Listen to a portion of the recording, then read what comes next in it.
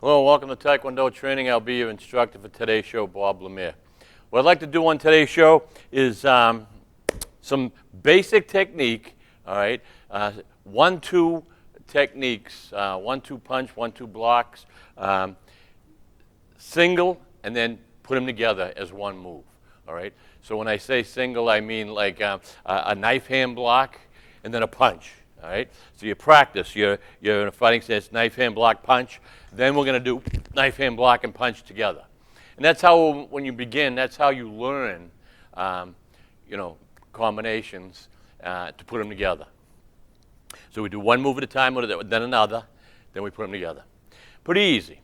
All right, so we'll might as well start with that first one I just did, knife, hand, block. All right, so we'll do these in the fighting stance. All right, every week you see me do the fighting stance, just like walking. All right, shoulder width apart. All right, your feet are shoulder width apart, and nice and relaxed. Look at it. You walk.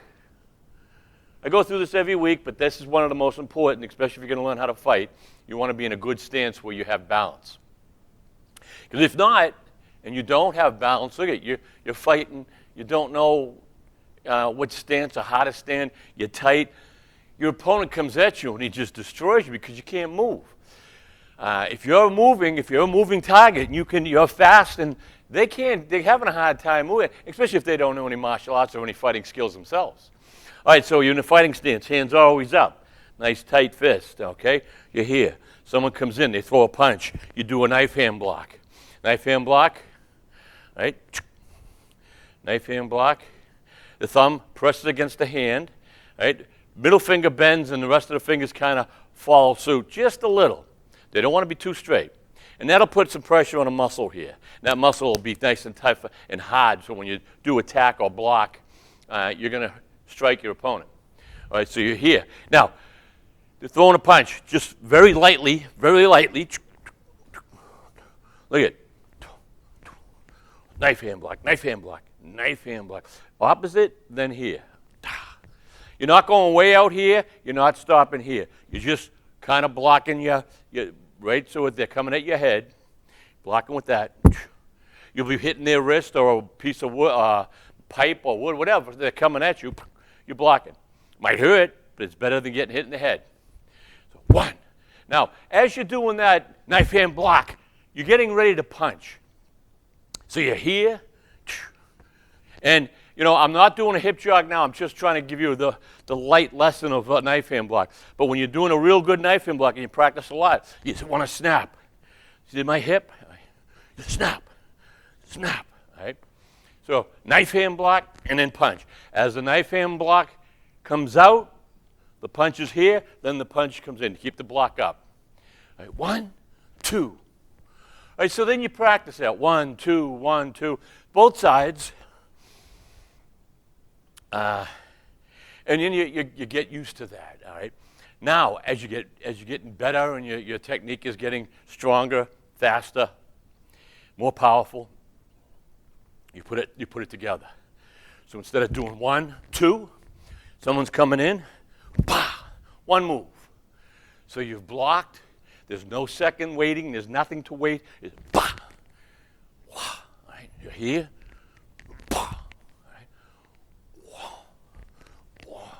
One move. Pretty easy, pretty easy. Now that goes with all techniques that you want to do with 1-2 moves, all right? You do one first, then the other, practice in the mirror, then put them together, all right? Some work better than others, some have a flow. As I say, certain moves have a flow. All right, so we did a knife hand, right? Block. Right. Now, we call this an inner forearm. It's on the inside. This is an outer forearm. So the knife hand block, there was your outer forearm. If you close fist, it's an outer forearm block, we call it. So the same thing, 1, 2. What I'm going to give you today is a lot of technique, but all basic, all right, so that you learn a lot of the light basic of Tae Kwon Do. Block, right, bah, bah, right, bah, knife hand, outer forearm block, right. Right? You're in the mirror or with your friend. Bah, bah. 1. Tight fist, right? Don't put your thumb inside. Don't hang your thumb up here. Your thumb goes behind your fingers. Close your fingers, put your thumb there, all right? There's a tight fist. Opposite, start opposite of where you're going to end your block. That's how you want to practice that. So, and what we do there, why we do that is, and it's hard for me to do it without doing that. If I was here and I tried to block, look at, there's nothing. So I'm here and I go, yeah. If you snap, and then you have the hip. What you're doing is you're snapping, putting power into your upper body. It just flows up to your body. Snap, right? 100%. And what it does is when you hit your opponent, you hit their wrist, you might break their wrist. You're going to hurt them. They're coming in to hurt you, but that block's going to hurt them. Right? So you're here, and you do 10 of those, do both sides, always both sides. I'm going to normally just stay righty so I can do more technique. But you understand, right, left, 10, 10. Reason again, you keep doing one side, your muscles develop one side. You start hurting your hips, you start hurting your body. You've got to offset it. So one set of muscles and then the next set of muscles always are working with each other. All right? The yin and the yang. All right? So, notice I have my hands up here. All right? Hands up here, kind of loose, not. You don't want to do that. You don't have to be tight. When you're really tight like this, you can't move fast because there's no flow. All right? So the more you practice, the looser you're going to get in any sport. Here, pow, pow, pow. All right? So 1, 2. All right? See how easy that is? You're here. 1, 1. Same as the knife hand. I'm going to start one side, 45 degrees, end up 45 degrees so that I'm here. All right? I'm not going way over. I'm not stopping short. 1, 2. Now you practice that 1, 2 as much as you can. Now, once you feel good with that, one shot. All right? Somebody's coming in with a punch. As you blocked and hurt their wrist, you punched them in the face. There you go. You punch them in the face or you punch them in the chest, and you've hit them with a block. Goes through all your blocks and your hand techniques. 1, 2, 1, 2, or together. Notice what I'm going to do it together. I see their punch coming in. All right? I'm already here. All right? All right? Now your hands the same way. 1, 2. Now, that was outer forearm block. This is the inner forearm block. And you say, well, why do you call it inner forearm? It's the inner part of your body. There's your outer forearm when you put your arms down. Your outer forearm is that way. Right? Inner forearm is inside. So inner forearm block. Now inner forearm block goes something like this. Right? So outer forearm goes here. This goes here. It swirls this way. Right? And you say, well, why? What's the difference? Well, wherever we practice so much different positions. Wherever our body is at any point, we should be able to move to counter and have our defense and then counter attack. So, for some reason, if my hand was here, I don't know why, I just come back, I've got this block. We got this block, knife hand, inner forearm, all right? 1, all right? So you practice in the mirror, 1, 2. Same concept, I start 45, I twist so that I can get my hip jog, and I end right here. Start here. All I want to do is block my face. I don't want to have to try to block anything else. Waste time. 1, 2. Right now, together. Bah, bah, right. Bah, bah. How's that? Bah. We can get a little trickier and go 1, 2, 3. All right. I'm not going to go too advanced, but we could go block, block, kick, front snap kick. Easy, basic, right? All right. Bah, bah, bah, right? Or we could go, bah, one shot, bah, one shot, bah, right? So you can add 3, all right? You always have to have one leg to balance, all right? So you can do 3 techniques. We're going to only do 2, but I'm showing you how hard it can get if you want. All right, so that was kind of basic blocks there. Same thing with low section block. When we do a low section block, somebody's going to throw a front snap kick. Bah, bah, block, punch. Right? Block, punch. Right? It doesn't have to be a punch. It could be a block, arc hand, block, knife hand, a spare finger, block, knife hand, block, elbow. All right? I'm just showing you a couple of different easy techniques, but you can do them all with this. Right? So low section block. Somebody's coming in. You see a kick coming in. Bah! You snap it out of forearm block. All right? Or a low section block. And low section blocks usually you're out of forearm. All right? And you're just blocking so that you block it to the side. All right? So you're in the mirror, you're practicing. 1, 2. All right? Mirror, you're looking. Block. All right? And these are good exercises, these blocks, whether it's a single or a double motion at the same time, to work on that hip jog. See, if I'm here and I don't do a hip jog, look at, okay, excuse me. All right, that's without a hip jog. I'm having a hard time doing it without a hip jog. Right? I'm so used to snapping, bah, right, like yeah, 1, 2, all right, bah, bah, all right. Pretty easy. It's pretty easy technique. And as I say, you could spare finger, block, knife hand, block, arc hand, right? Block, arc hand, right?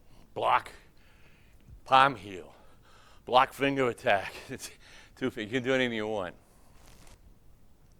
Same thing with high section. You're saying, well, how basic? And it is basic. There's no way you can ever advance in Tae Kwon Do or any martial arts unless you have the basics, all right? And you stay with these basics till they're perfected, until there's speed. People say, I already know that kick. You might not, no one ever knows the kick, all right? You know a kick at one point for speed and a technique that you have right now. You can always elevate. So someone says, I already know how to do that. You might, but you're probably slow too, and you're probably weak, all right, without good form. So if anyone ever says, I already know how to do all that, and I'm talking any sport, any musical instrument, I can already play it. No, yeah, you can play to your ability. Let's raise the bar. That means you have to train harder. You have to get some speed. So if someone says, I know low section block and punch and there's no hip jog, yeah, they know the basic technique, but they got to work on it to get the power. We're never, ever happy. You're never happy with your technique, or you never stay satisfied, complacent, comfortable. You're never there. Once you're there, you're going to start lowering yourself. You say, oh, all right, I'm good. No, I got to get a little faster. And that's how you increase your blood flow, your body, your power, your speed, your technique, your focus. Always trying to go a little faster, a little more technique, a little more power, a little more hip jog. Because what happens is also, as you get higher in rank, you're getting older. All right? So you start off, and I don't care when you start off, no matter what, you're going to get older. And eventually you're going to start getting older. All right? You're really going to have to work to keep that speed at some kind of level. All right? Almost impossible for me to keep the speed I had when I was 20 and 30 years old in my teens. All right? But I can sure try, and I can sure keep my body going. And that's constant working out, constant sweating. And it could be painful. All right? Anything that is worthy is painful, whatever you're going to do. All right? So always go for the next level. All right? And don't ever tell anybody, I already know that, because you don't. All right? We never achieve perfection, super perfection. We never achieve it. We might think we do in our own mind. All right, so high section block. All right? See, all these blocks, low, outer form, midsection, high section, all have one thing in common when you're doing the block. See, you're opposite, and then you snap. All right, high section block. The minute I see it coming, you get so fast that this is nothing. So someone's coming here, they're coming. Especially, they probably don't have that technique. or they're never trained fighting. And they're going to come at you, oh, whatever, a stick or whatever. Bah! You should be able to see it coming, all right? So you're coming, they're coming. Bah, bah, all right? One, high section block. Notice when I do my high section block, closed fist, I'm not over here, and I'm not over here. I'm right where I need to be, right? That I'm blocking my head, right? You see, they want to come and hit you in the head, all right? So I'm blocking, and I have a slight angle. I'm not blocking this way, so when it hits me, it pushes down.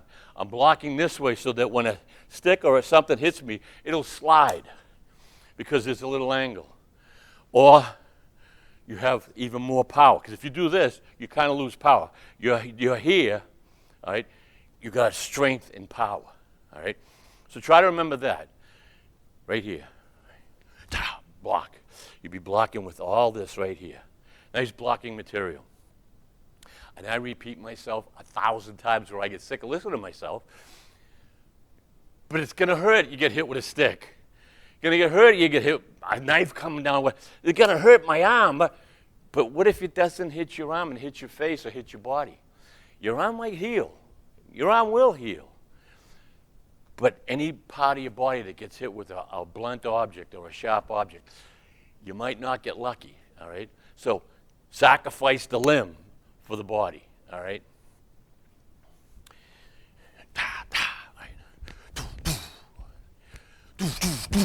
Right? 1, 2. I kept it up there. Right? And again, sometimes I'm watching myself, and I might be a little lower and stuff because I'm concentrating on what I'm seeing on the monitor. And I'm saying I should be higher on the monitor. You don't want to be a low section block, a high section block like this, right? Where I'm almost hitting my head. You want to get above it. Right? You want to get above that. Right?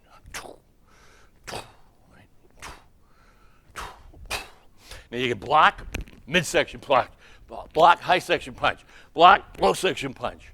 Once they're here and they've committed this kind of act, you've blocked. So look at, boom, they get stuck up here. You've opened them up. They're wide open. So what if they're coming down and then they're going to punch? I doubt if they're going to do that, because if they have something in their hands, they want to use it. They want to hit you with that. So you've blocked. Come right in, right? Or block and come in at the same time. Wow. And you can throw more combinations, block, pow, pow, front snap kick, front round kick, any kick you want. All right. Those are pretty easy, pretty basic, easy techniques. All right. I just showed you about 4 or 5 of them. All right. Same thing, say you're here, okay, and you want to throw a punch. You want to throw a punch and a back fist, right? You got a punch here, you're here, so a jab to the front. Someone's coming from behind you or is behind you, right? So, bah, bah, you come back. So you snap here. You snap, hit them there, and then you snap back. So you practice that. You practice in the mirror, 1, 2, 1, 2, all right? Then you start feeling good. Bah, bah, right? Bah, bah, come back there, right?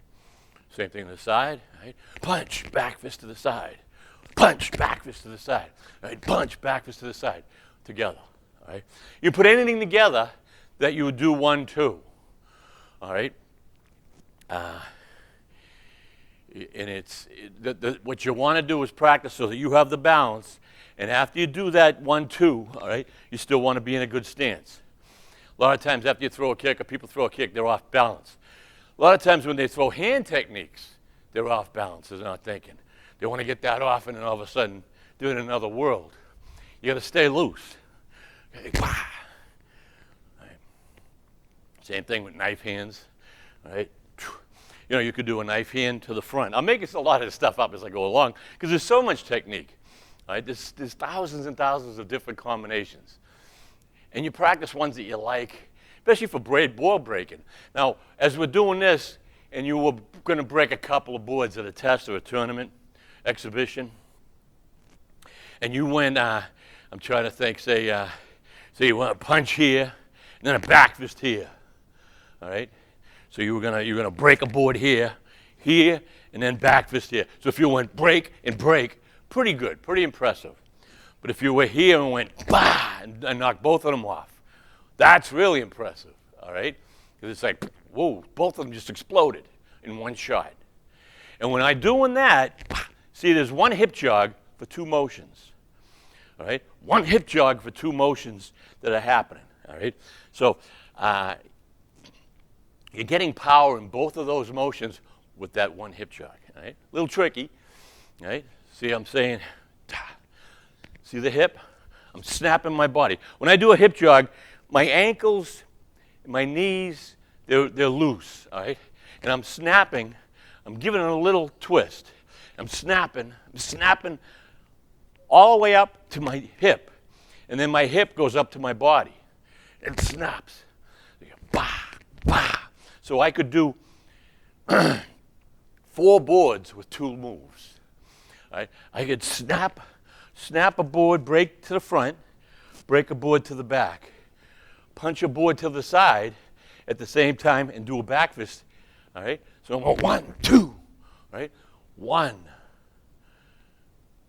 2. See how that is? 1, 2. And those are pretty impressive when you can get that off. A lot of times I see people break it, boom, boom, boom, 1, 2, 3. Okay, they're nice, you broke them, but let's put some speed and power and accuracy and explosiveness. And you can do this practice of just hitting pads with your friends. Pa, pa, pa, pa. It's fun to do. And, you know, you can do them all with your kicks too, all right?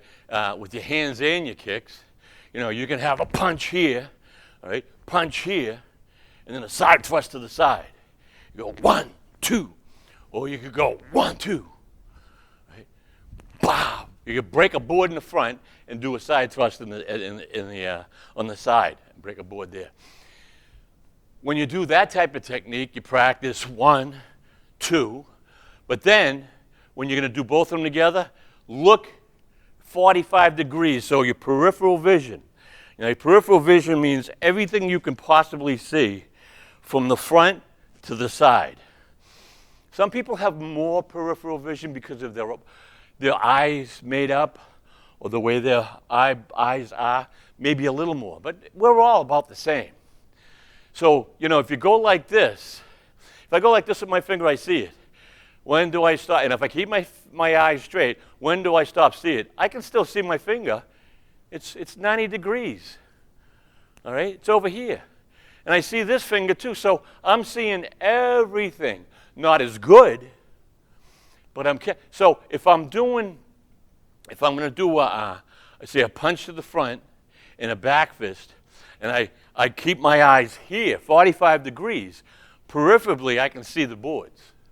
All right, my peripheral vision. So youngsters can go, if you're watching, go tell your parents, do you know what your peripheral vision is? Peripheral vision. All right, so when you're going to do that, look 45. So you're right here, right? Double back fist. Double back fist here. I'm going to do 2 boards here, right? Wow. I can see both of those boards with both of my hands right now, and I'm looking straight ahead. I can see both of my hands right now, and I'm looking on an angle. So that's always good if you're fighting. If you're fighting 2 people, maybe 3, but let's say 2. Let's keep it easy, 2 people.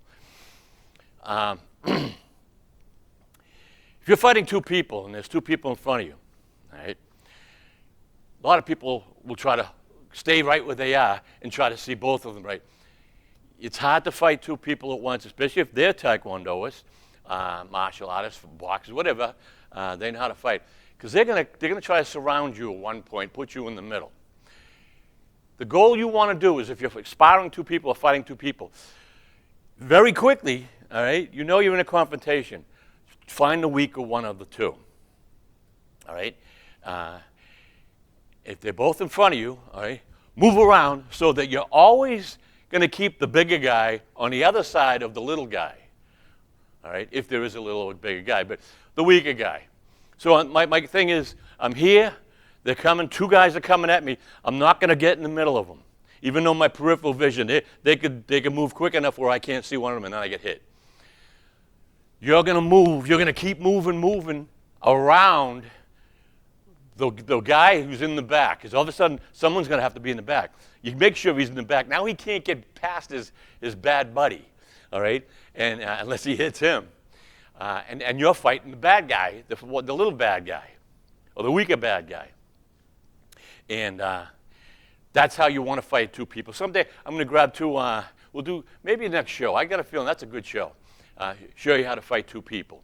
And you're still going to be probably using peripheral vision, because if one guy's really quick, you have to kind of gauge where he's going to be. But always go around and make sure the bigger person is on the other side of the small person. So if he starts to come around, you go around. So little guy is like he's in the way. He's in the way of the bigger guy trying to get to you, or both of them together.